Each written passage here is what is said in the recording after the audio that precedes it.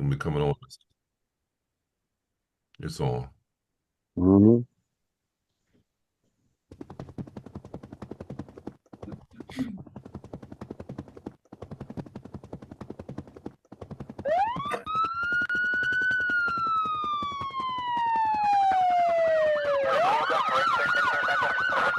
Negative, say nothing further. Just take care of the corner. That's a direct order. Do it now. Good afternoon. Good afternoon. Today is Thursday, September the 11th, 2025. And we all know what September 11th means to many of us. And we'll speak about that in a few minutes. But at this time, we're going to have um, our introduction with D, and then we're going to have a disclaimer from Cheech and statement of purpose from Melba.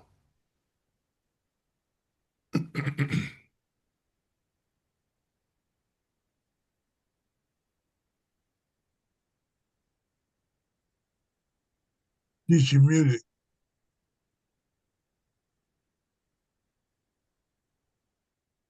You mean D? Can't hear it. There we go.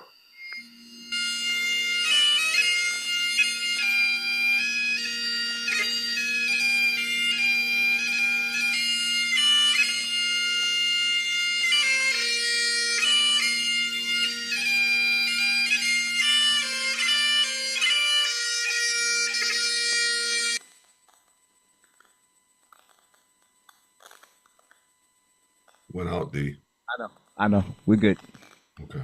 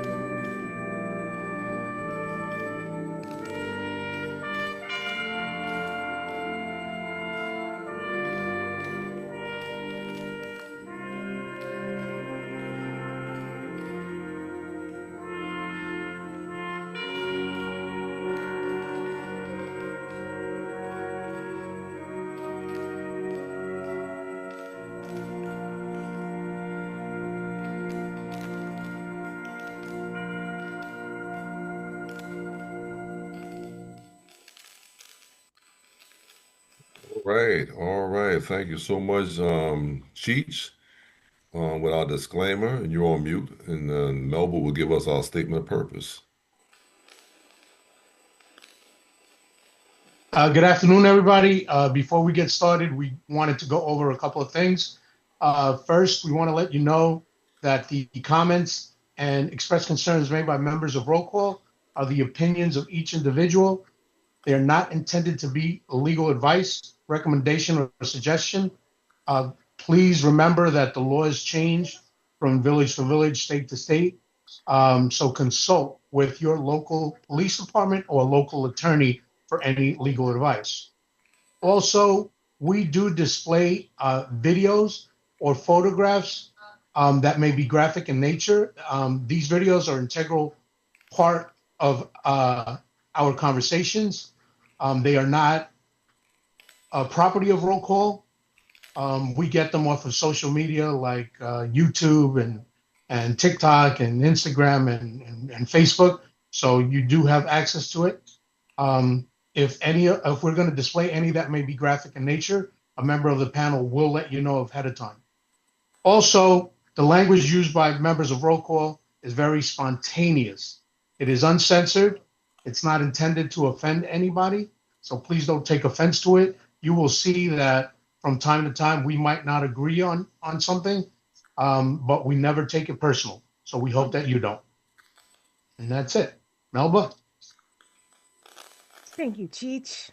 We are a roll call. You guys know because you're here. We have 4 basic tenets. We are pro law enforcement. We are anti-racism. We believe in equitable policing and Black Lives Matter. That's it. That is it. Thank you so much, Cheech and Melba. Listen, I'm not gonna go with 911 first. It's good to see JT back with us. Listen, JT's been through a little bit. Matter of fact, JT's been through a lot. So Hell of a lot. it's really good to see him back. And when I say JT's been through a lot, I'm talking about JT and his wife, his wife Orlando. So we want to make sure we keep them in prayers. My buddy, my neighbor, Mark Matthews, he's still healing as well. Want to keep him in prayer. Cheech and Anna, Rich and Isabel, and Rich, I think we missed your anniversary last week. So No, I think you covered it. It was on the 1st. I covered it. Yeah. Okay. For some reason, it keeps coming back to my head, and I'm like, I don't remember saying that we, congratulations on your anniversary. But again, and you can never say it too many times. Congratulations on your anniversary, Melba. We're praying for you. Only you and the rest of us know what's going on, and whoever you may have spoken to. But we're praying for you and your strength as you go through what you're going through. Also, Jamel and Sharon, we're praying for them as well. Now, you guys could put your input on 9/11. I remember that 9/11 2001. I remember when we was working. I remember we tell the stories every year, but it's somebody hasn't heard the stories. I was sitting as a school resource officer at Hempstead High School. I was sitting in the office. I had a secretary out front, and she came to the back part where my office was and said, "A plane just ran into the World Trade Center." I'm like, "Oh my goodness, that's terrible." And then she came back again and said, "A second plane has run into the World Trade Center." I was like, we're under attack. I mean, as soon as she said the second one, I knew we were under attack. The first one, I said, okay, praying for those, but never thought that we were under attack. And then the second one, I said, we are under attack. I can remember that. I can remember you couldn't even get into the city unless you had a police escort into the city. It didn't make a difference. When they were bringing in supplies, they had to be escorted in by the police. And that's my memory of 9/11. I know we lost, Cheech will probably get to that, but someone that we knew from the fire department was a Hempstead fireman, also New York City Fire Department. But it's open. You guys can give your remarks. Wait a minute. D had his hand up, and then JT. So we'll go with and AC. And AC, got it. D, JT, and AC, and then I'm turning it over to Derek because Derek is going to be in charge. All right, I wanted to say really quick, prayers go out to everybody that lost their life in 9/11. Some of us were there from day one. So it means a little bit different things to us, New York City Police Department, Port Authority Police Department, the Fire Department, EMS, all lost people. But I wanted to take a minute for us to really take it in that there are people still losing their lives. We're 24 years later, and we just lost another guy 2 days ago. There's some so people that understand what do you mean? It's 24 years. There's some cancers that came from those buildings coming down, that asbestos and whatever that building was treated with, and there are still people passing away. I want to pray for all you guys in the room, anybody that was down there, because only for the grace of God, we're still here. Mm-hmm. So you guys understand there was no PPE. There was no cover your face. Nobody even thought about it. We were on the pile. And when I say the pile was 40 stories high. Mm. We were on the top of the pile, and there could be no heavy equipment. So we had to climb up 40 stories. And we had to move things by hand. Hopefully you didn't step on anything. And when I say we were looking for really anybody alive, but we saw a lot of people that were unalive and body parts and things of that nature. So Body parts, exactly. I just want people to keep everybody that was involved. Now we talk about incidences that change your life. Yeah, forever. Be somebody different. September 10th than the September 11th. Just a change in your life. So just if we could take a moment on this day, sometime during this day, and just understand what, the lives we lost, the officers we lost, the people we're still losing, but the people that were down there, because our lives were forever changed on that day. And there are things that most of us can't talk about. There's a lot of things we won't talk about. And there's a lot of things that we realize if we did say, it would take us over the edge. So just for people, the benefit of people watching and people that, a lot of people were in different places and experienced it different. And I don't want to disallow your experience 9/11, but those of us that were on top of that pile lived it a little differently. And I just want that to understand. So when we constantly hear this guy passed, that guy passed, and we don't understand, what do you mean? They passed from 9/11. There's certain things the doctors tell you couldn't have come from anyplace else. Had to come from 9/11. So just keep everybody in your prayers and in your mind. Thanks. Next up, we're going to have JT. Yeah, mine's a short story. On that date, I was headed to New York for my niece's husband's funeral, 12. When I got to the border of Delaware and Jersey, all hell broke loose behind me. I seen red lights, police cars, and I didn't know what had happened because it didn't broadcast it on radio. And when they got by me, they told me, up ahead, you can't go into Jersey. I'm going for a funeral. They said, well, something just happened. And, I read story about it. And I couldn't get into Jersey for my niece's husband's funeral. They wouldn't let nobody in, even the next day. Happening here, and I'm scheduled for 2:40. Next day, I had to stay in Delaware and couldn't get to see that. So it was a loss all around. But what scared me was the red lights. I thought they were just pulling people over, and it wasn't. But God bless all those that we lost and are still losing. That's it. All right, well said. Next up, AC. Yeah, it's funny, guys. I used to say, "Oh, people thought, never forget 9/11." I'm like, "Oh, you can't because you've been there." But I forgot some people wasn't actually there. And I didn't realize that when I was there by proximity. I wasn't on a pile, so I'm not going to think that I'm not that hero. I was there by proximity, and I seen people coming from there. But I was talking to my high school senior granddaughter, and I was talking about 9/11. She said, "You're alive during 9/11?" So it's the reason why you shouldn't forget. These kids, they don't understand. They think something that traumatic had to happen, years and years ago. Not that I was alive. I had to come in. I was mandated to come in for overtime that day. I was working. Like all of us here were. It wasn't long ago. So it's something you really can't forget. You have to make sure people understand. All right, is that it, AC? Yeah, that's it. All right. Excellent, excellent. Next up, we're going to have Dave. Yeah, good afternoon, everybody. Good afternoon, Derek, man, my man, and D Schoon. All y'all hit it off, bro. Let me tell you something, Doc. My first day at 9/11, when 9/11 happened, man, I just got home at 4 a.m, man, from a damn arrest. You know how we made that overtime? Then went home and had to turn right back around.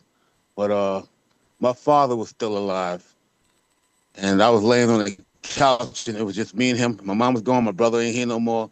Me and my dad kicking it back, and my father come running downstairs. He never ran before because he can't run. He lost toes to diabetes. He said, "Yo, man, a plane hit. Wake up, man! A plane hit the Trade Center." So I'm thinking, oh, one of them Cessnas again flying. You know them Cessnas running into stuff all the time. He said, there ain't no Cessna, man. I ain't never seen no Cessna that big.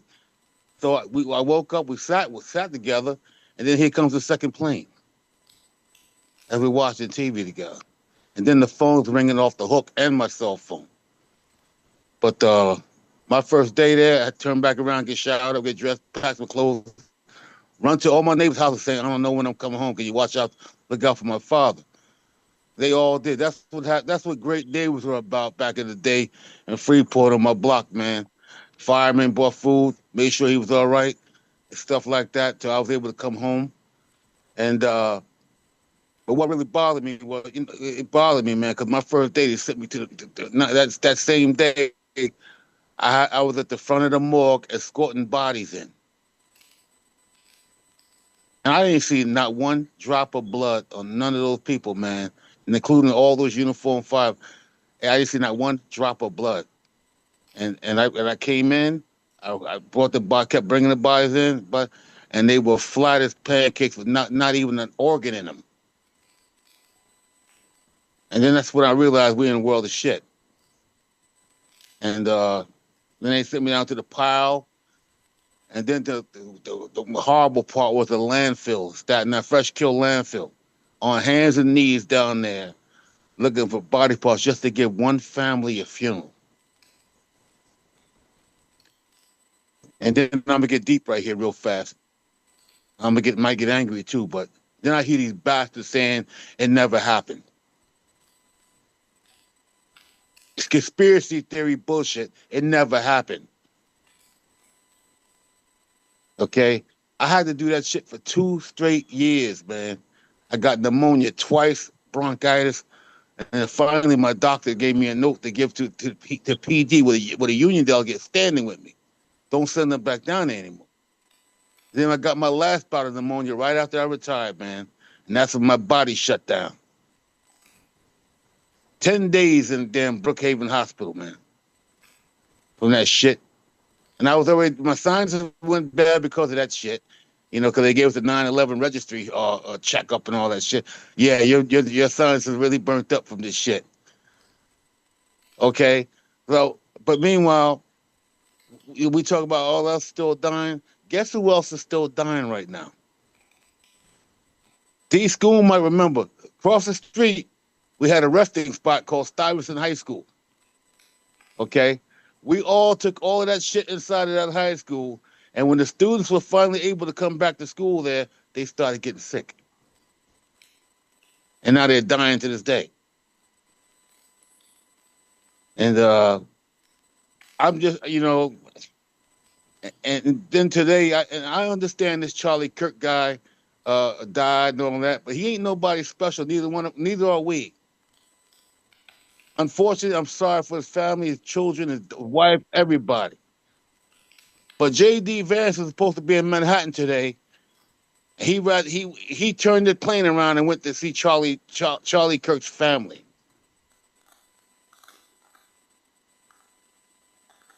Tell everybody the flags are lowered. Half staff of Charlie Kirk getting shot. Not even a politician or anybody important, but one of the biggest racists. And he built his career off of being a Tea Partier back in the day when Obama was president. Tea Partier. You remember the Tea Party, right? When they hung the mannequins outside the White House on the tree with Obama swinging? Them. Rush Limbaugh, a Rush Limbaugh student. But this is what this shit is. This is what we're worshiping today. 9/11 is like an after fucking thought today. Look at your TV, afterthought. Great The point. same lousy piece of this shit who said, we never forget, you forgot. Did they lower the flag because of 9/11 today? No, they lowered the flag, something lowered because of Charlie racist ass Kirk. by somebody who look just like him, and they're gonna have that guy tonight. I guarantee you, have the guy tonight who did it if he don't kill himself. That's what we're thinking about today. Only us one here. Us are people who are good people who listen to us, and real decent people. Nah, man, 9/11 we're gonna show today. Mm-hmm. I'm sorry, man. I'm done. I was too long, man. Go ahead, man. You were not No too problem. long. You made your point. That's it. You said what need to be said. Right on time. Next up, we have Rich. Yeah, good afternoon, everybody. The day 9/11, I remember getting off work from graveyards and then turning the TV on, just stunned. I just stayed stunned on the TV, and then I thought right away about my mother. When she was still alive, she was working for Smith Barney in Wall Street, and I thought, oh my God, did my mom get killed? And I tried calling her, and I couldn't reach her. It took a few hours before I could finally reach her, and I felt so relieved that I made contact with her. She was distraught, and she couldn't get out of the city. She was able to stay with some friends, so it wound up being a happy ending for me as far as my mother was concerned that day. But I mean, it's just the concern that welled up, and the wonder. I'm over here in California, and I'm watching New York. And also having the feelings that's my city. Almost like I had ownership in the towers, and then being a first responder and seeing first responders, climbing up as people are coming down. The uncommon valor that just kicks into gear with first responders. It's amazing, and it's definitely an honor to commemorate this day and remember the fallen. This as you see behind me, I got this 24 years ago. I had a van, and I just put it on top of the sky. It touches the heart, and the mind. And, I also want to remember, I played football during that time in the National Public Safety Football League. And that year, when that happened, we stopped playing for a couple of years because the New York Fire team lost 23 football players and coaches. So I always remember the New York Fire football team because I played with those guys, and they lost their lives that day as well, 23 football players. So 9/11 comes, always remember them and mention them. So that's all I have. Thank you. All said, Rich. Next up, we have Cheech, aka Willie. Yeah. So on that day, I'm a volunteer firefighter, and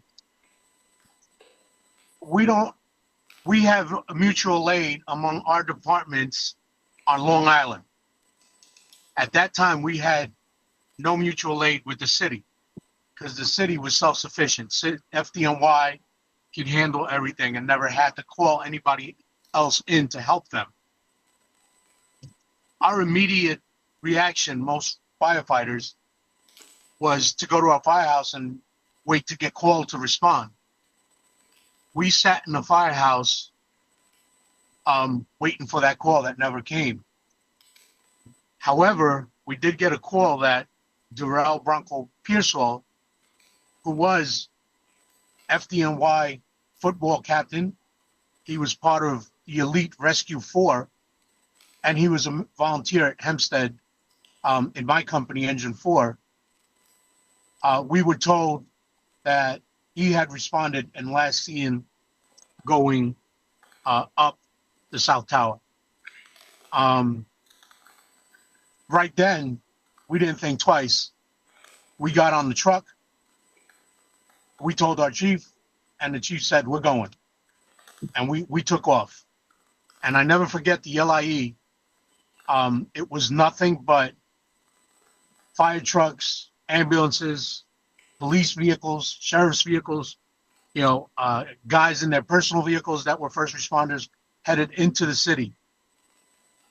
And when we got closer and saw that cloud and the towers weren't there, and then watching all the people walking out of the Midtown Tunnel, not driving, walking, that was just surreal.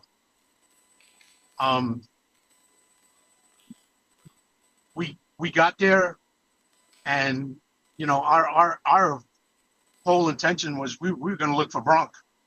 That's one of our guys. Our company, a lot of people forget. Also, 9/11. Prior to 9/11, on Father's Day of that year, 2001, there were 3 firefighters killed in a hardware store collapse after a minor fire, but they had propane tanks stored there on Queens Boulevard. And one of the guys that died there was Brian Fahey. Fahey was a chief of the Hempstead Fire Department. He was a chief instructor at the Nassau County Academy and at the Hempstead Fire Training School. And he passed away prior to 9/11. And he was also a member of Victory Engine 4. So, we're used to losing guys from old age, from, unrelated health issues, but had never lost anybody like that in the line of duty. That was a back-to-back hit for us. And later finding out that Joe Hunter, who was from South Hempstead, and Michael Kiefer, who was from Truck 2 in Hempstead, also perished. Bronk was found in October, late October, and he was ID'd because of a tattoo of Victory Engine 4 that he had on his arm. That was the only way they were able to ID him. Being on that pile, I still have the mask that was given to us. It was one of those 25 cents painter's masks that we wore.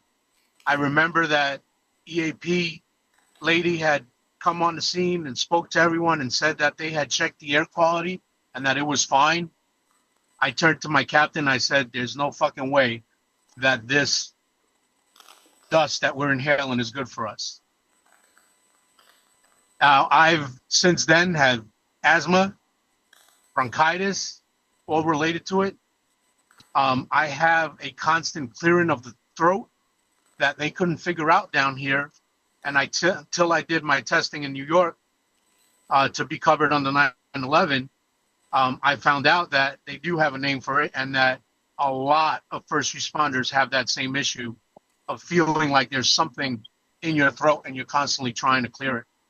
And there's nothing they can do about that. My Christy nephew. Todd Whitman.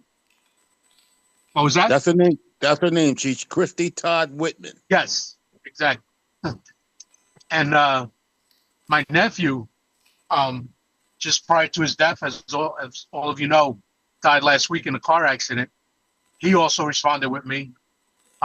He had a scare because they found something in his lung. Luckily, it was not cancer. But for a couple of weeks, he was super scared that it was something related to 9/11 because of so many guys that have gone. We had from our company also Andy Stromfeld. He was ESU from NYPD that passed away from complications from 9/11. And like a lot of you said, there's people still dying because of 9/11 till this day. So those numbers are climbing. And even though we're covered, I pray to God that I never get anything, and any of my guys in my company never get anything in relation to this. Being covered is the least of our worries. You don't want to go out like that. But another thing is, we didn't talk about it at our firehouse for years. We found out 13 years later that we started asking each other, had anybody gone to the 9/11 memorial? 13 years, not one of us had gone. Everybody felt that it was going to be too emotional. So we decided to go as a company, and the 9/11 museum accommodated us, and we all went with our wives and our children. And sure enough, it was exactly what I thought it was going to be. Even though it's beautiful down there now, the vision that I have is not that. I go back to the pile. I go back to all the devastation that we saw that day and the things that we don't want to talk about. You know, it took me back to that, and I think all our company guys went through that same emotions that day going back. But yeah, 13 years, nobody had gone. That's it. All right. It was a devastating day, and it's been a devastating 24 years for a lot of families. And as has been said, many people are still dying. I personally know someone that has a respiratory illness. He doesn't call it cancer, but he has a respiratory illness where he was actually forced to retire. And, and when I talk to him, he's very short of breath. If he laughs for a couple of seconds, he has to stop. It's a bad deal. Yep, and Donald, yes. Yeah, and Derek, I had to look it up, but we both worked with Ray Suarez. I sent the picture to the chat. Right. Yeah. Guy named Ray Suarez. NYPD. Yep. Yeah, and he actually went in the first time, and the picture I just sent to you guys was where he saved a woman and brought her out, but then he went back in and didn't come back out. He used to work for with Derek and I. He was there before I got there too. I know he came after Derek and Jamel, yeah, transit police officer. They went in and rescued someone and went back and never made it out. Yeah, he was a training officer also, and he had a rookie with him that when he went in, and neither one of them made it back out. Yeah. Oh wow, okay. Yeah. I didn't know that. We got a letter years later from a lady in Pennsylvania who happened to be watching the 9/11 memorial and saw a Bronx picture and found out, that he was a firefighter with us, and wrote us a letter that he had walked her down the stairs and then turned her over to a police officer and went back up. And she was the last person to see him. That letter is on display at our firehouse, where we have all his gear and everything. Yeah. You ever see a Catholic priest die right in front of you? Remember Father Judge? Body jumped out of the top of the Trade Center, landed right on top of him. They took him right down to his altar. Wow. Wow. Yep. Yeah. All right. Next up, we're going to have Melba. Like AC, I was not on the pile, but I was working that day. And I remember, up until that time, I had never really understood when people say when certain events happen, you knew exactly what you were doing. You remember exactly where you were. You remember exactly, everything around you. And I remember that I was at home and I was preparing myself for the day because I knew I was working as 4 to 12 that day. And the sheer panic, because at the time my dad was working in Staten Island, and several friends and family members were working in the city. And one specific girlfriend had a meeting that was supposed to occur at the World Trade Center. And I will say that it's by grace that everyone that, I was close to made it home. Mm-hmm. And by grace, most of them were not where they were supposed to be at the time the towers fell. But I do distinctly remember the heaviness in my chest with not being able to contact those friends and family members. I remember my girlfriend distinctly, she's still like, today is a rough day for her because she had to take that walk, the walk home from the city via the Brooklyn Bridge to come home to Long Island. I remember distinctly remembering that 9/11 was an absolutely beautiful day. By New York standards, the weather was clear. It was the perfect temperature. I think it was like maybe mid to high 70s. It was a perfect day. And you could clearly see the plume of smoke over Manhattan from Long Island. From Long Island, that's right. From Long Island. You could clearly see the plume of smoke in the air. And I just remember that knot in my stomach because, once you went to work, you didn't know what time you were going to go home. If you wouldn't go home on time, you were there on basically to work your shift and be on standby for whatever else may be coming down the pipeline. And I think that maybe those that weren't directly in the pile, a lot of people don't think about how it affected them also. But there's kind of like a survivor's guilt that occurs when something like that happens. And that's just all that I wanted to say on it. My prayers for all the families. Oh, and that's another thing. It's like, you talk about your kids not realizing that 9/11 didn't happen so long ago.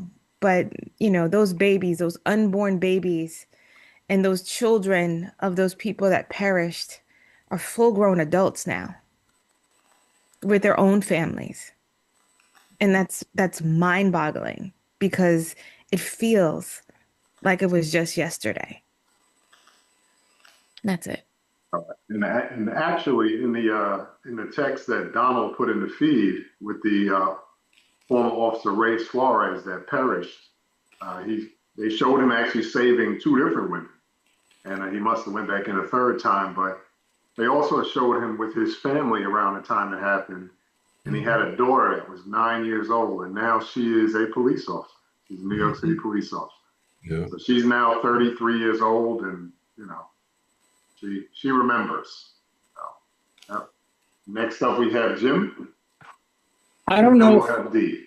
I don't know if we're going to be talking about Charlie Kirk. I hope we do because I have a lot to say about him.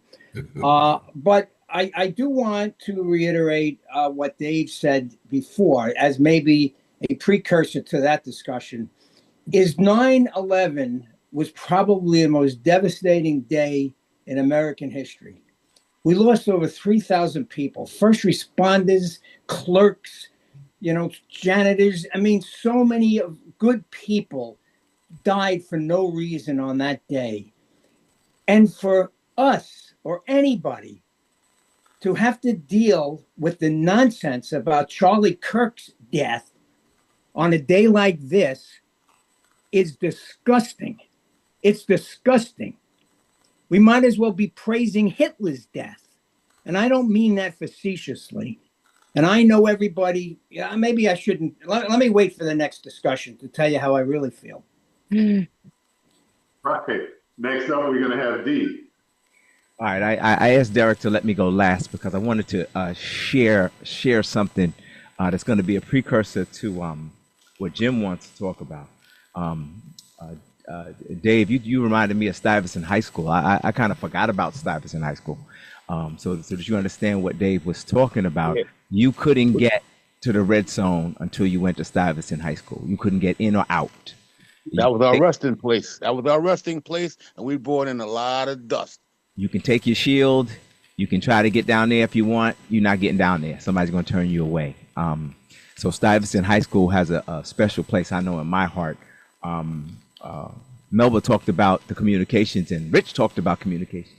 I don't think a lot of people understood. Cell phones were in their infancies back then. That we didn't have all the different towers. We had one, and it was on the top of the building. So when that building came down, nobody could call anybody on any service anywhere. It was done. It was like almost a wire was cut.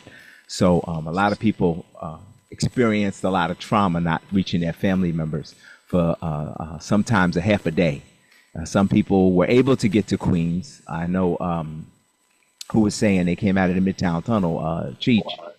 Most people had to go to Jersey, jumped on a ferry, walked across a bridge through a tunnel. They were all over the place. I just wanted to make that clear. Let me say something, because there's a lot of things going on in the world right now, and I'm pre 9/11. I was a salty, cynical young man pre 9/11. But let me tell you what I experienced being on that pile, and every law enforcement officer, fireman, construction guys. There were a lot of people down there that had nothing to do with law enforcement. They were on that pile, and you literally worked that pile till you fell down. Somebody dragged you down, you slept, and then you got back on the pile. I want people watching it to understand why some people are so passionate. It wasn't, it was the end of the world as we knew it. Anybody that was down there, it looked like the end of the world. It felt like the end of the world. And we were in it. We were going to end in this world down there. That's what we thought. But let me tell you what I saw. And this is just so we can think about what's going on in the world right now. At the end of the world, there was a change in some people. I'm going to tell you, when we finally got some respite and got to go home with a change of clothes and come back, if you could saw the amount of people of all colors, of all races, throwing food in your car, hugging you, kissing you, because you were going down there and doing your thing, that's the thing that sticks in my mind. That was a result of the end of the world. I'm thinking, is that what it's going to take? Because we here again, 25 years later. No, but you're right. It was yesterday. I'm living it as I'm talking to you. 25 years later, are we going to have another end of the world for us to get right? I know Jim wants to talk about something that's what it's going to take. Thousands of people dying. Thousands more are going to die. Almost like a nuclear attack. People just keep dying and dying and dying and dying. If I told you how many friends and workers that I've lost, you probably wouldn't believe me. I shouldn't have any friends anymore. People that you work side by side, the guy to the right of me and the guy to the left of me is gone, man. Gone. And I said at the beginning, only for the grace of God. I don't know. I do a little coughing. Who was talking about the cough, Cheech? I do a little. I can't run like I used to, Don. We can't, right? We run miles, days, right? Can't do it no more. Your life is forever changed. But that incident, that moment in time, 8:42 in the morning on 9/11. That's when the first plane hit. All of a sudden, everybody was on the same party. That's Everybody was on the same side. We didn't care who was wearing a wig, who wasn't wearing a wig. We was just hugging and kissing and just happy to be breathing. Americans. And I want people to think about that. Is that what you need? Because I'm gonna tell you, it's coming. I lived through 9/11. I lived, and I go back to the months and the days and the years before, and didn't know what it was at the time, but it's coming. It's coming. And a whole lot of us that are standing up in front of these crowds and got followers are not going to be here. And then I'm going to tell you 100%, you're going to want to have a different conversation. You're going to be different. Thanks, guys. All right, and I just want to kind of piggyback on that. For the most part, people were on the same side. But as a result of 9/11, I actually experienced a different side of it after it happened, not during it. During it, everything was going smoothly, but after it happened, I want to say a week and a half after the planes hit. At the time, I worked in the Cadet Corps for the New York City Police Department. I was on vacation when the planes hit. I called my command, asked if they needed me to come in, and I was told, do not come in. You get to finish your vacation days and the 2 days off that you have off following your vacation days. So I didn't go in until the following Monday. Later that week, we had people from Internal Affairs, people from inspections. They came to our office in the Cadet Corps, 7th floor of the police academy, because one of our cadets who were full-time college students at the time, he either went to Queens College or John Jay, he was missing and he was of Pakistani origin. So immediately, the upper echelon people of the police department thought he was involved. They came and got his entire personnel folder, and there was actually a newspaper article saying that he was involved. And it turns out later that he was an EMT part-time or voluntary EMT, and he happened to be in the area, and he went to a BMCC because BMCC was near there. That's the school he went to, and he was at school, and he went over there to try to help, and he ended up perishing, and he died, and they ended up finding his backpack with his school books and stuff like that. But the job's initial reaction was to accuse this 20 or 21-year-old young gentleman of being a terrorist. And so it wasn't all pieces and cream, you know, it wasn't all, we're all on the same side. You still had your people that thought the way they thought, and they were all over it. And they were wrong, and it was proven wrong later. Yes. Yes, Jim. Yeah, I just want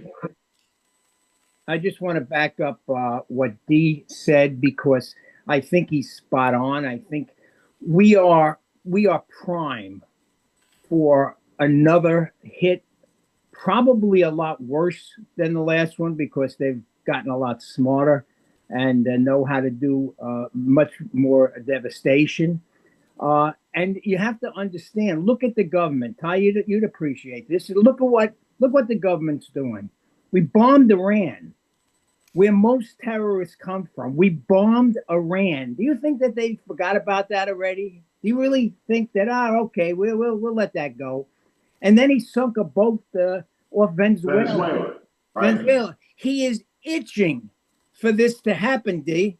He wants that day to come. He wants to be George Bush on the pile with the megaphone. He's looking for anything. We are in a real serious problem with this nut job running this country. I'll leave it there. All right. We got another warning today. Jim, we got another warning today. What was that, Dave? Egypt just warned Israel, if you use our airspace, our territory, it's going to be devastating for you. What they did to Qatar. It's going to be devastating if you use our airspace and our land. It's going to be devastating to you. No questions asked. And they're our allies too. They got a lot of shit that we have. Yeah. Yep. All right. So D, if you could take us to the next topic. All right, let's take a ride out to Colorado.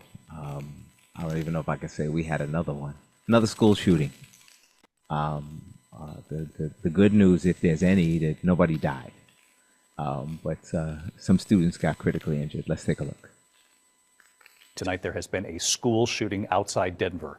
Police racing to the scene, students critically wounded. The suspect is also believed to be a student. Here's Trevor Ault.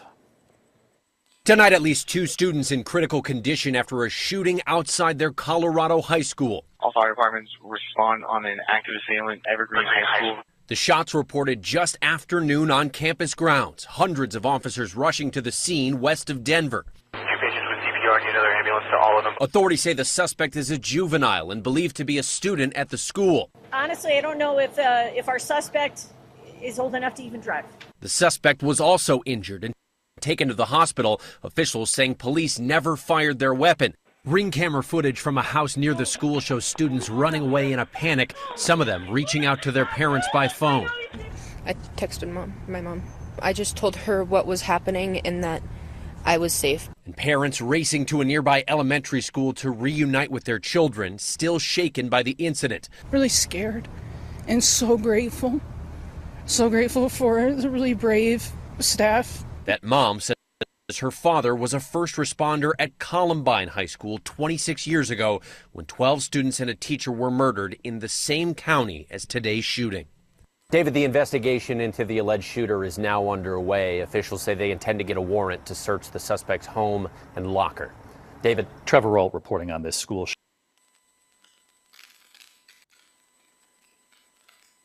Interesting. And they shouldn't need a warrant to search the suspect's locker because the locker is Calling breaking news. We can give them information. Then in New York, the principal can search a school locker. What they can't do is search inside the items in the locker. They can't go through pockets. They can't go through a backpack. But certainly they can open a locker and look around. Right. All right. Dave? Yeah, that was another afterthought yesterday. Yes. Charlie Kirk was more important. A racist, young-ass, uneducated, stupid-ass scumbag. I'm sorry to say that, but I will say this. I did pray for his wife and his children because they're not contaminated yet. But I got a feeling in my heart that one day they will be contaminated. Their hearts will be contaminated and their minds will be contaminated because who their daddy was. Okay? Now, I know people are going to say, well, you shouldn't say that. You know what? I'm being real, man. Okay? Y'all all know, you're all my family now. I made y'all part of my family. I'm being real. Okay? I'm not gonna sugarcoat anything. Those of you see me on Facebook, y'all know that in order to fix a rat problem, sometimes you got to go in the sewer to get them. Yeah, I've been in the sewer. I didn't want to be in the sewer, but the quorum is out the damn door with me. The quorum can kiss my ass, all because of Trump's bullshit out of his mouth. Since the day Obama became president, he said he's not a fucking citizen here. And that shit built and grew. Started with the Tea Party, like this young man did, this Charlie Kirk started in, Rush Limbaugh being his idol, till now, till today. And it's gotten 1,000% worse.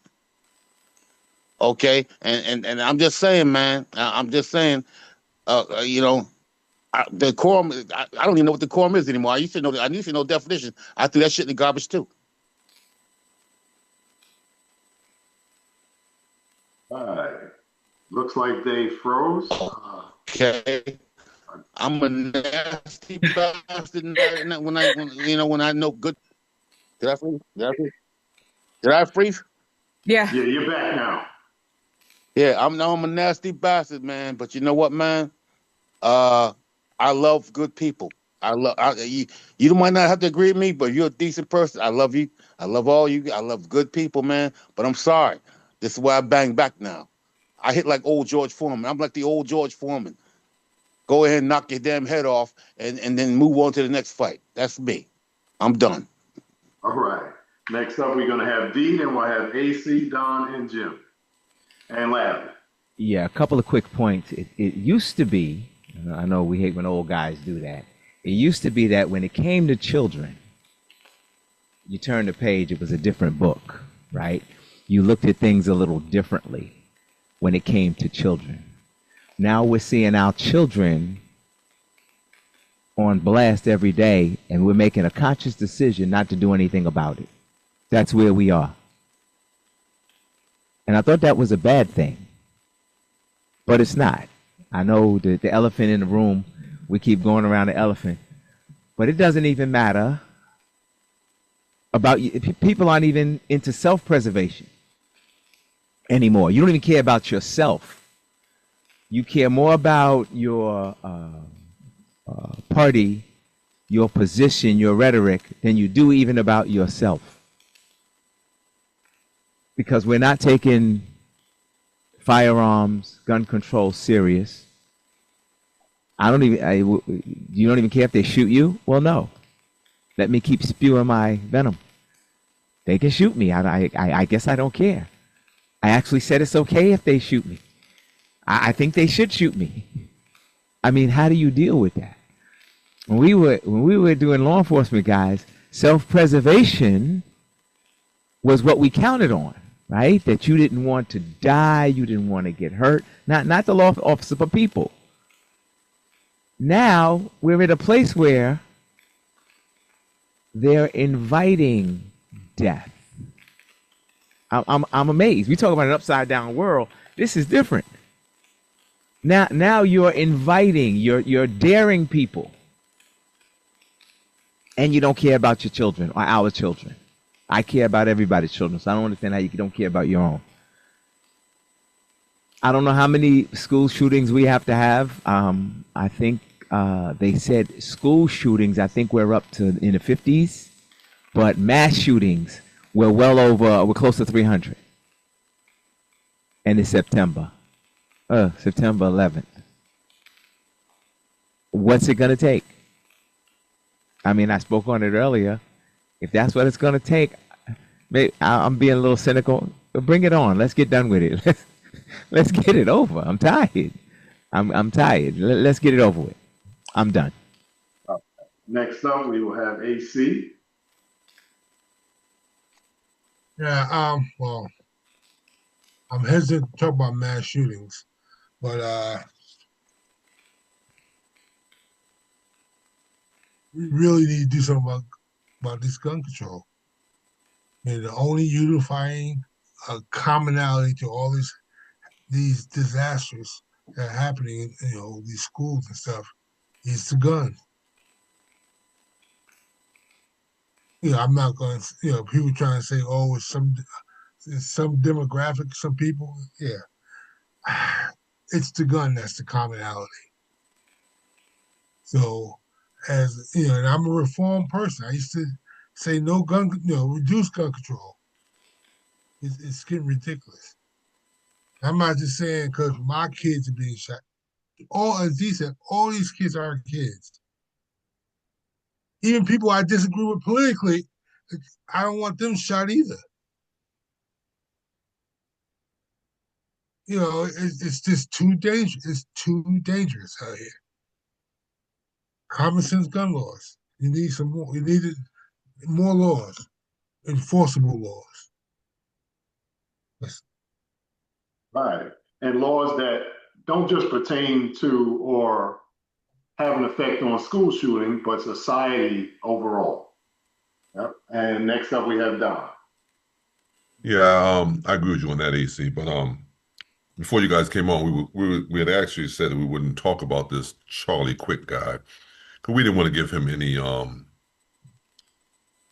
any type of publicity or negative or positive. But you guys opened it up, and we're here. So, and because we're here, I just want to say up front that no one is excited about a death. None of us are excited about a death, but we're speaking the truth. And guys are speaking the truth. And some people are not going to like it. Some people are not going to like it. But I think what was said, and whoever wants to say they said it is fine too. But Tyrone did put on Facebook that I'm sad that I'm sad that my only issue is I'm sad that I'm not sad. And I actually put a like there because I said the same thing. And I'm not sitting over here rooting for someone to die, regardless of what their Their thoughts may be how they treat other people. 'Cause my saying is always this: I'm not responsible for how you treat me, but I am responsible for how I treat you. So that's always my thought, and with everything, with everybody. And then the scripture came to my mind: you reap what you sow. Now you want to get mad at God, because God said you reap what you sow. God is not mocked. You will reap what you sow. And so that's where I am with this, and I'm going to leave it there. So Derek is back in your hands. I'm good. All right, Jim. Unmute, Jim. I would say that when it comes to this guy who said, and I think I tried to find a quote. I know I had it 1,000 times today, but I can't find it right now. But his quote was something like, "People getting killed by guns is just what we have to. It's just part of life in order to protect the Second Amendment. In other words, shit happens. So let's move on." That's this guy who is now dead with a gun, by a gun. So, one thing that we didn't talk about him with is his use of Christianity in the Bible. This guy throws out Bible quotes and everything like as if, he's God himself making this or some representative of God. And right after that Bible quote comes some poison out of his mouth, some racist or misogynistic poison. So, Donald, I was the one that wrote that on the thing. I'm sad that I'm not sad. And that's terrible. That's a terrible feeling. I don't want to see anybody die. That's a terrible feeling to have. And, I look at myself in the mirror and say, what's that all about? Why do I feel sad that I can't feel anything about this man's death? I can't. It's like he's created something that's so evil and so contemptuous for everybody in this country, especially our young kids that are getting mowed down in schools, that I have no feelings for him. Yes, I feel sorry for his family. I do, his wife and his child. But I also think that they've hit before is they're in that world. So there's a good chance they're going to grow up in his spirit of that kind of poison. Hopefully not.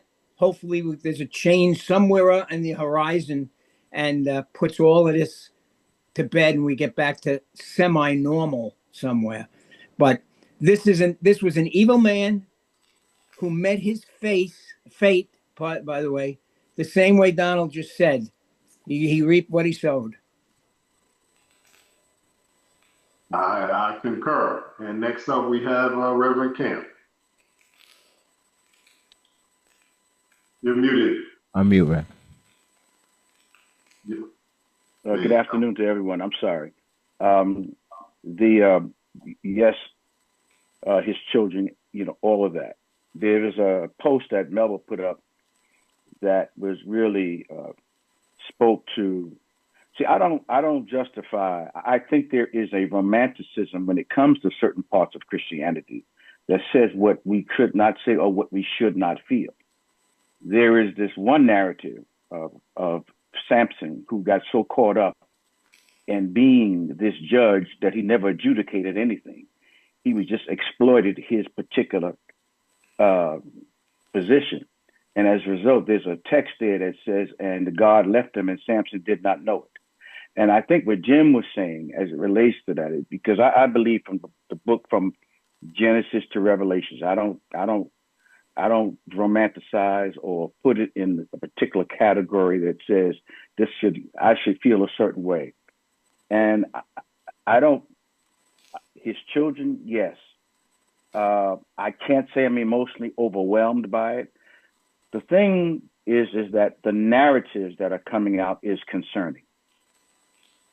Double bolt action rifle, man taken in for questioning and released. Harold Weisberg wrote this book in 1968. I think I mentioned it here some years ago, called Whitewash. And when Kennedy was killed in 1963, 3 men were taken in. They were questioned but there was no transcripts that were taken. This is all too familiar as it relates to a possible conspiracy. Yes. When I heard many of the words that Charlie Kirk spoke, and I'm only going to say this, Dave, not as a complimentary thing, but I'm going to say this in respect of Kirk on this wise. He spoke his mind and he was muted, as I've seen it done on many areas of civic organizations and religious organizations. He was not muted. He spoke what was on his mind. Having said that, there was nothing but, and the fact that he also said that colleges are a detriment to young people. Colleges. That's Hitler. That's Nazi Germany going back, way back, that they had to eliminate the colleges. And so when I think, and which affects everyone, no matter who they are. And I think that what has happened, as tragic as it does overshadow 9/11. I can still remember 9/11 having to drive up to the Brooklyn Bridge because my wife, I didn't hear from her because the phones were shut down. And for most of the day, I could not get to her. She couldn't get to me. And it overshadows all of that. I just think that what happened yesterday, I don't say what goes around comes around, but the question is, are they sending in National Guards in that area? Are they sending in National Guard in that area with all of those young people? I mean, the guy didn't duck a debate, but when he says that, if I get on a plane and the pilot is black, the first thing I want to know is he qualified? This was so much insult that you can really take after a while. And then it goes back to the whole thing of being inferior, not qualified, not smart enough, not good enough. Black on black crime. When he talks about 13% of the population being black, and yet over 65% of the population are incarcerated are people of color. So are we naturally animals? Do we naturally commit crimes? I hate to interrupt you, but part of his problem I hate when he uses false statistics. His math ain't mathin'. No, it's false statistics, and he makes it seem real. He does know that. The narratives, though, is the narrative that's coming out of my concern. Abby Phillips tried her best to look as normal as she could on CNN last night. She was tight as she could possibly be, but she couldn't say nothing. The narratives that are going to come out, Fox already said they ought to burn the guy. They hadn't found anyone yet. And I think they were hoping that the guy was Arab looking, that he was Asian looking, that he was black looking. They were just hoping. I mean, doggone it. A bolt action rifle. School, maybe you can school me on this. I mean, that sounds too much. I came up under the Kennedy assassination. I remember that stuff all too well. It's a very similar narrative. And the FBI couldn't find anybody? That's like, how did Lee Harvey Oswald get into the basement of a Dallas police department unchecked? You know, I think it's going to breed another host of young people, though. You know, to Jim's point, and Jim is absolutely right. But unfortunately, I think it's going to breed a whole group of young people who are 16, 17 years of age. That's all I have to say. Next up, we have Cheech. Yeah, I agree with Reverend Camp also. You know, and this overshadowing not just 9/11, but a school shooting, you know, and when they asked him about school shootings, he deflected and tried to compare it to gang activity. It's two different things. You know, he spewed hate, and you reap what you sow. Like everybody else said, I do not believe in violence. I do not believe the answer. That's the answer to anything. But this world is divided right now. This country is divided right now. And this has definitely made it worse. And I don't believe in conspiracies, but I wouldn't be surprised if this shooter turns up deceased and we don't find out anything about it. If not the shooter, somebody will and get the blame. Right. We'll never know who shot it. Yeah. And JT, even if some a-hole come in there and confess, he definitely not the one. It's your turn, JT, so you can keep going. That's my opinion. Okay. Because everybody that's watching this, that's listening to this, got an asshole, and everybody got an opinion. So will we ever know? Not with the system we're working with. I mean, you want to stop guns. These motherfuckers getting how to make a bomb over the internet. So what we gonna do? Go to bigger explosions? I think gun control, this is my opinion again, out. You can control guns, but you still can get guns. You think a gun store gonna suck up all those guns they got in storage and shit and not sell them to somebody? Punishment. These motherfuckers ain't being punished. You got judges throwing out a gun charge when motherfucker kills somebody. The system is fucked up. It's not gonna get any better. You say you gotta deal with it? How long we been trying to deal with it? You're trying to control guns. Kids are making bombs.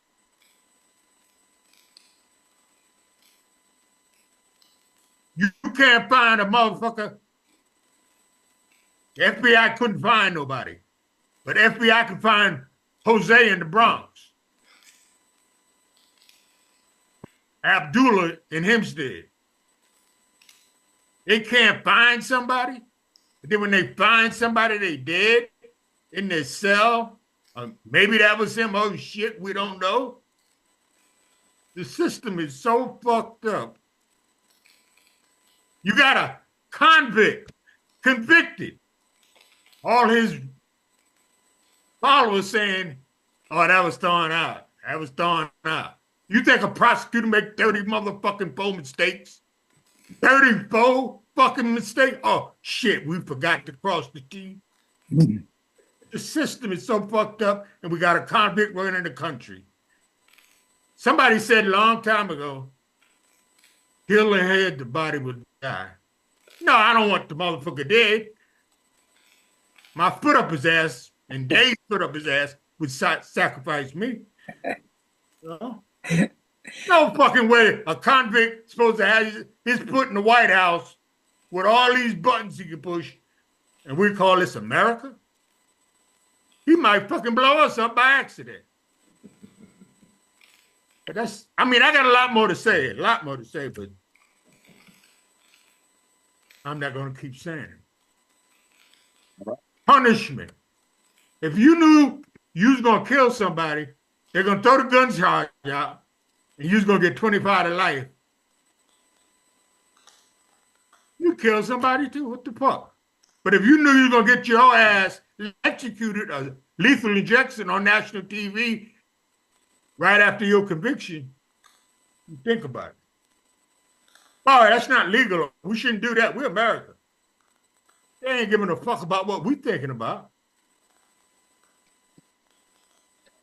I could say a lot more because I'm wound up.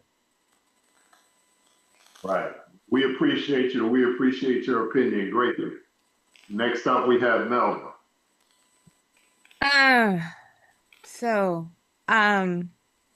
To answer Camp's question, probably the reason that they are unable to find him is when they think about, to this day, when they think about criminal, when they think about domestic terrorism, when they think about the people who would most likely, I don't want to say benefit, but the people who he would have most offended look like.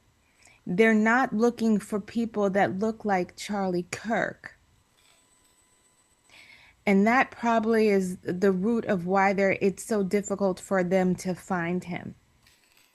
Charlie Kirk and violence definitely begets violence, and his speech was so vitriolic towards already marginalized communities, towards women, for the cherry picking of Bible references that he would use to demonize and dehumanize other people.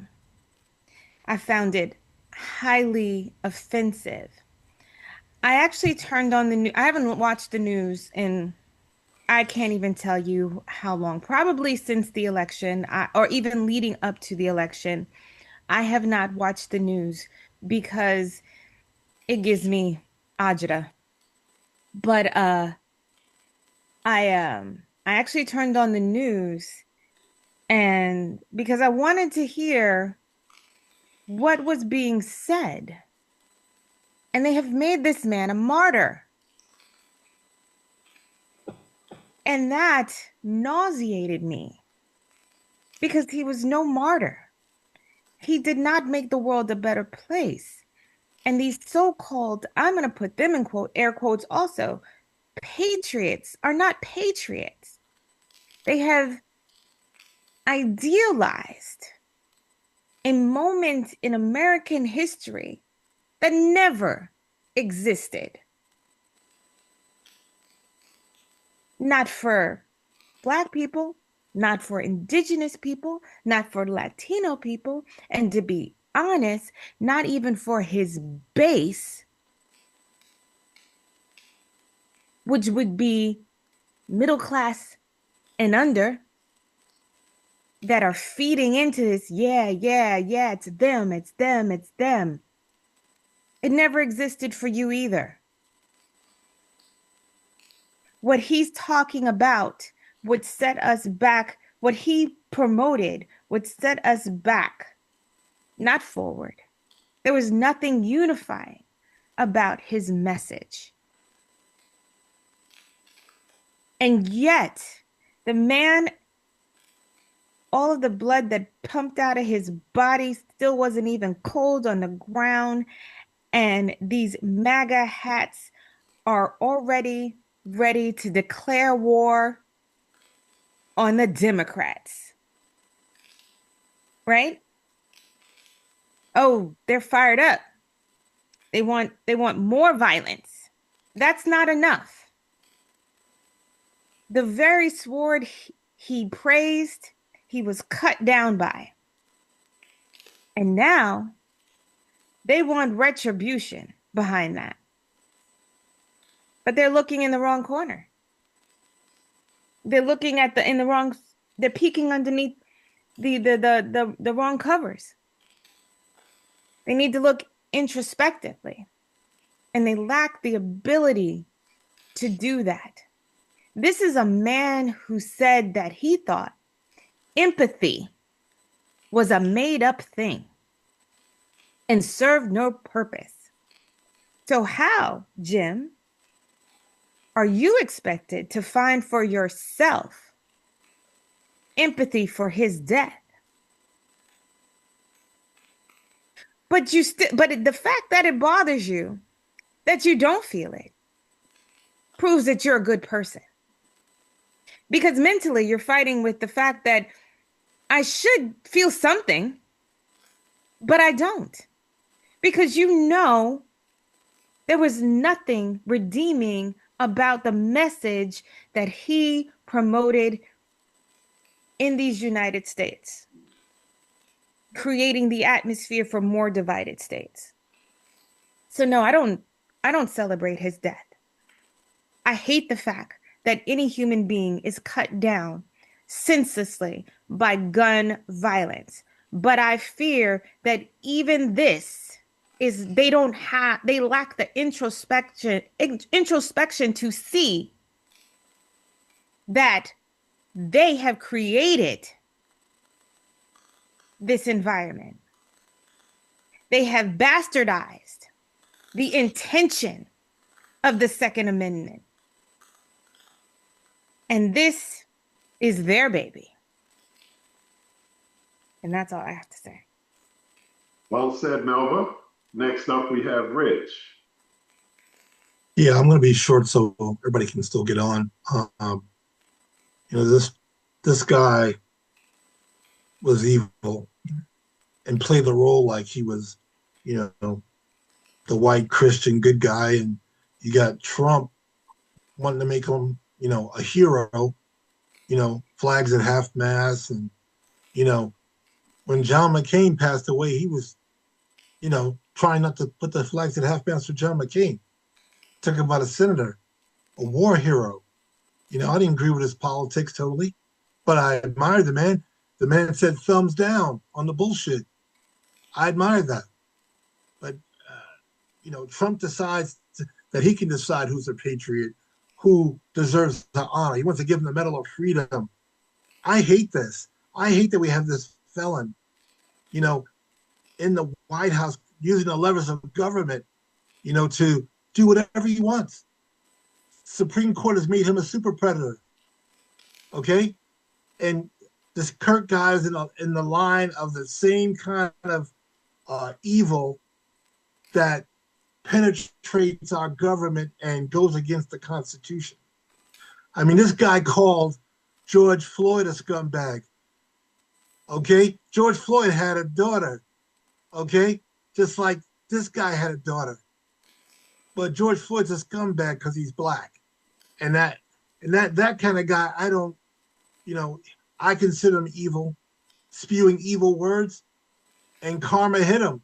Evil came back at him. The more we preach hate and spew hate, it turns into hateful actions. And sometimes it goes against the innocent, and sometimes it hit right back at the person who is spewing. And in this case, it hit back at the person who's spewing. So the last thing I'll say is, coming from the naval intelligence background, I'm very concerned on how weak we are on the global scale now. And that's really bothersome to me. I see our enemies getting together and coming together as we're weakened, okay? Because our allies are feeling like we're not together anymore, but you got Putin getting together with Xi and Kim Jong-un and Modi. They're all getting together and they're making plans. Don't put your head in the sand. I'm very concerned about us. Maybe the next 9/11 will hit us pretty soon. We don't know, but they are planning. So I'm just saying, God for us all, just be aware things are happening. All right. Thank you. Next up, we have Dave. Yep. And don't forget what else. People ask me all the time, why you watch these news programs when they have these right wingers on? Because I want to know who's trying to stab me. That's what I tell them. I want to see them slip up and say what their plan is.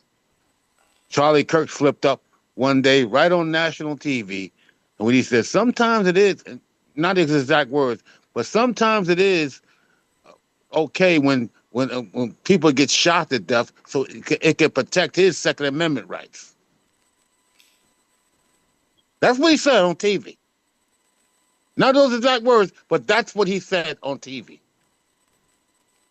Okay? This coward-ass, yellow-ass, look at him, sissy, and Trump sissy, you know they never had a damn hand fight in their life. Walk around with bodyguards. The bravest man I ever seen with no bodyguards was Muhammad Ali. And you know how they hated his ass when he was alive, when he had the mouth for us, when he had the mouth for decency, until he died, all of a sudden they want to be, he was a great man. You didn't say that when he was speaking up. Oh, Martin Luther King, he's a communist. But when he died, oh, a great man. Salute him. I tell you, man, these cowards, they spew a lot of shit, but they're not the ones that go out and initiate the act. They pump people up to do that stupid shit as they sit back and hide and cower, just like Trump did on January 6th. Did he fly the flags half-staff for those cops that died? Today, at a 9/11 ceremony, his first topic, he gets up there to speak, and I'm looking and listening. He wants to bring up how great Charlie Kirk was. What about those bodies that got pulverized and no goddamn stone when it came down on top of them? First thing, 10 minutes of Charlie Kirk. How he loved people, he was great for kids. He loved my kids. And they got the picture of the white dude that killed his ass right on TV right now. They know who he is. They got him right on TV. White kid. I bet you one of them Trumpers that believed in Trump and then realized, damn, Trump just screwed me too. Ain't no brothers in Utah doing that. Come on. They can look at brown people all they want to. Ain't no brother in Utah doing that. Neither one. And everybody in Utah can shoot. Everybody can shoot Utah. He would. Come on. If it was a person of color that had done this, they would have stuck out like a sore thumb. You damn right he would Probably have. could have counted them without using all the fingers on one hand. They got this dude climbing the steps, okay, walking in with a black t-shirt, shades, a black hat, climbing the steps of the building where the shot came from 200 yards away. Okay, one shot clear through his neck. And then they got him leaving, jumping off the building, and they got him jumping into the woods, and they found his rifle in the woods. Okay, and then, oh, by the way, Kash Patel devastated the FBI. He fired all the real agents. He fired all the decent agents. He fired them all. And he's going to do the investigation. Good luck. Damn right. He flew out there today. He just flew out there. He just flew out there. He don't want to be home. He don't want to be in D.C. when they put cuffs on the guy. He want to make it look like it was him, like J. Edgar Hoover used to do to Melvin Purvis. We coming down to the end, and I believe Chief had something to say. Chief. Yes. Yeah, I just wanted to add on the gun issue. Yeah. There was a story that kind of didn't make national news, but there was a kid that was planning the school shooting. Luckily, he was reported about all his social media posts, but when they went to his home, the amount of assault rifles that were in his home and ghost guns that he had made at home,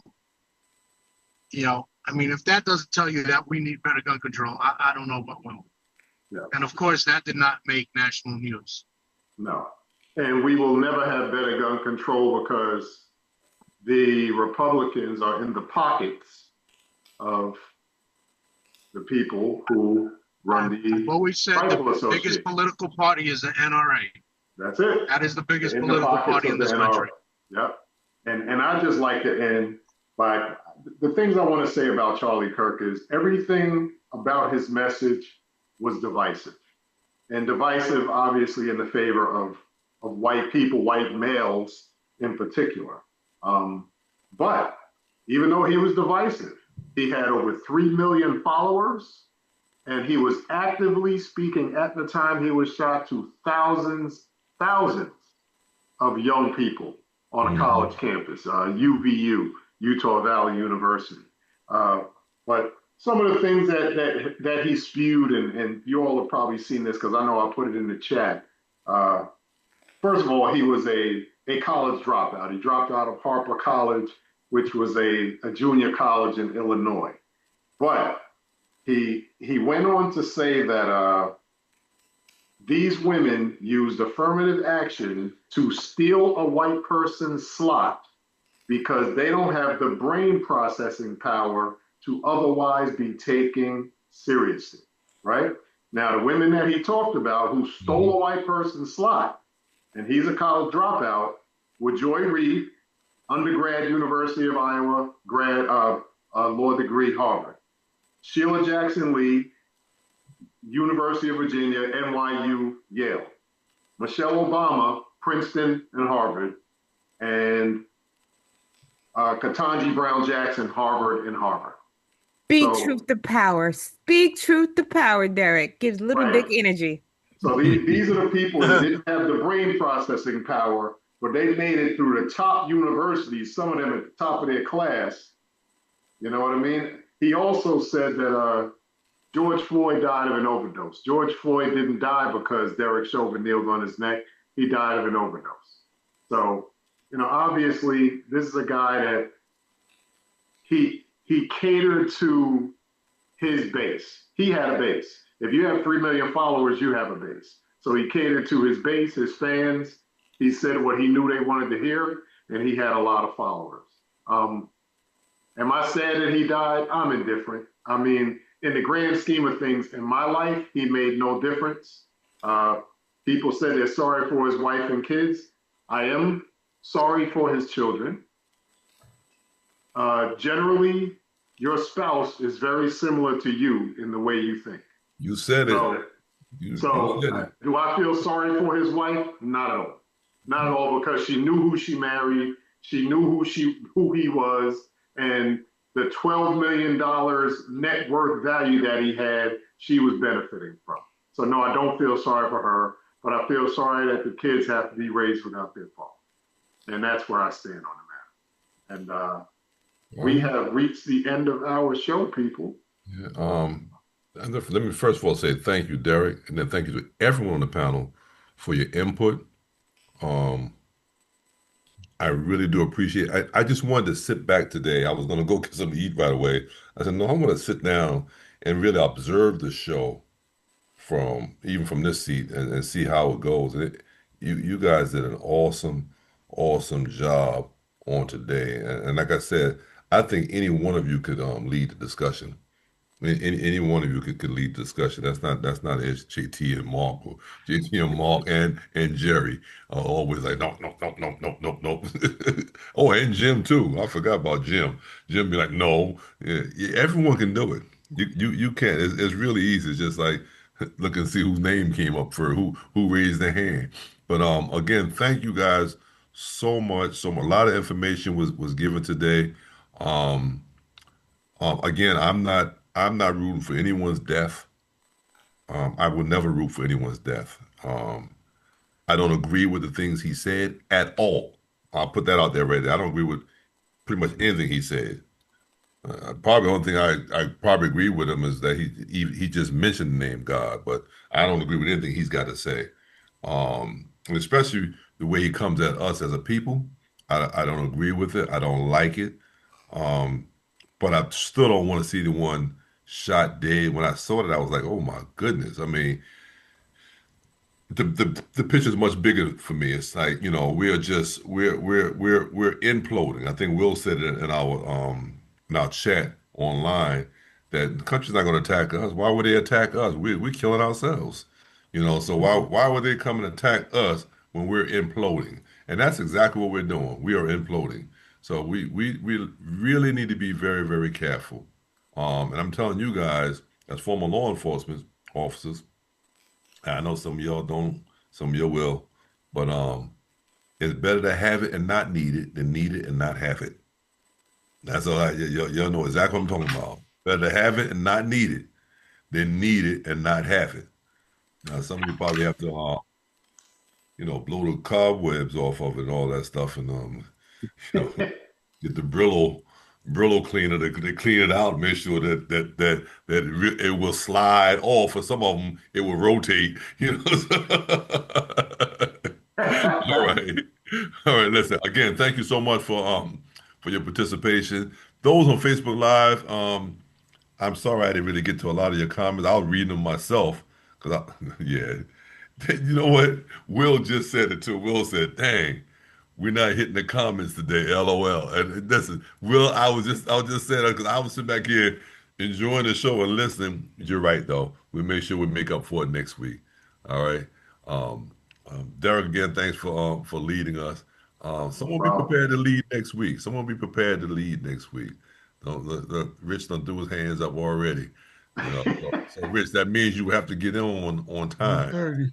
because Not a problem. That's fine. That's fine. I mean, the 2:30 time, because that's when we start making the decisions on what we're going to talk about, and then some of the guys changed our direction today.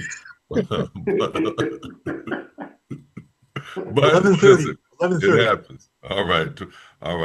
Listen, Reverend Camp, you've been elected. Thank you for joining us as well and for your input. We know that you and Jim are history buffs. Some of the stuff you said, Jim was over there like this, like. Well, hey. I was glad. I know y'all didn't want to touch it, but I was glad when I heard Jim said, we want to talk about Charlie Kirk. I was right with him, man. I couldn't see how that could be avoided. I just couldn't. I just couldn't. I know we got to get off, so you want me to? No. You guys are real history buffs, and I'm gonna have to throw Dave into that group also, because Dave will definitely go back on you, boy, and start calling out names. But Reverend Camp, since you're here, you want to close out in prayer? Lord, we ask covering over this nation and over this world, for everyone that's here and all of the homes that's represented. I pray, Lord, certainly with the cry of my heart, that you would watch over this panel, their children, their grandchildren. I pray that even as some of us who have grandchildren in school, I pray that you will hover over those schools. I pray that you would hover over their lives. And then, Lord, give us a sense of calmness as you give us the sense of protection and security.